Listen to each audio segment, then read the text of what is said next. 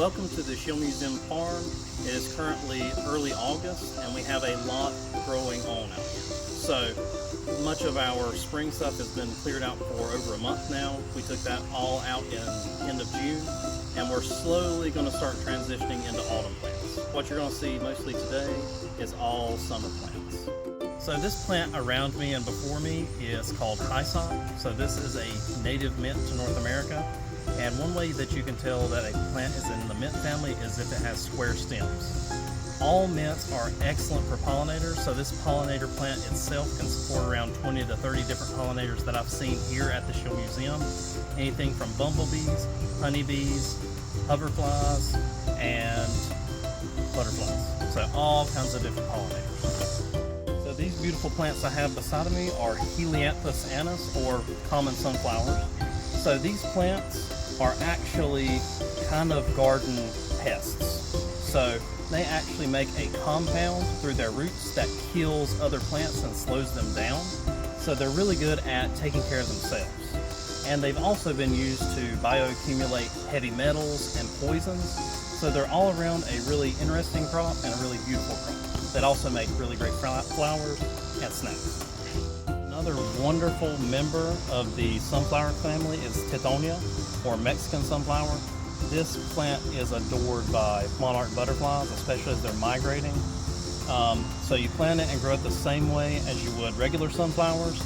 They're actually a little bit more pest resistant to things like rodents and things that love to eat seeds. So Tithonia is an excellent substitute if you have rodent problems eating your sunflowers. Here, when people talk about cantaloupes and muskmelons, they're mainly talking about muskmelons. So muskmelons have a kind of like netted and wood-like texture to the outside, where cantaloupes are actually perfectly smooth.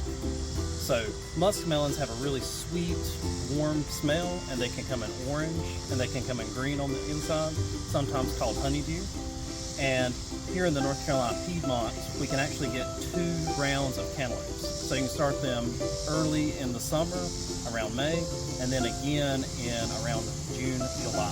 So you can get 2 rounds of cantaloupe. One of the most reliable plants that you can grow in the North Carolina Piedmont has to be cowpeas, field peas, black-eyed peas, or cowpeas. So these are all the same plant, they just make different sized peas.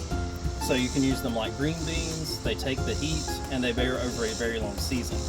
They also are very smart plants, so they actually worked out that if they give ants some sugar, they have free security and free protection.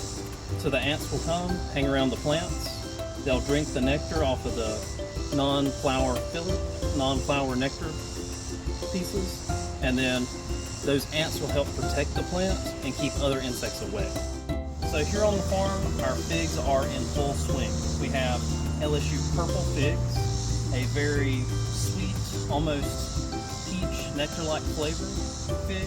And you'll notice right when the figs are soft, purple, and just a little bit squishy when you squeeze them. This fig tree yields reliably, and the only real maintenance that you have to consider is maintaining its height so that plenty of sunlight reaches its inner branches. So consistent pruning, which we'll take care of during the winter months. So here beside of me I have an Asian persimmon. So they can be pollinated by native persimmons, so you really only need to have 1 or 2 of these around.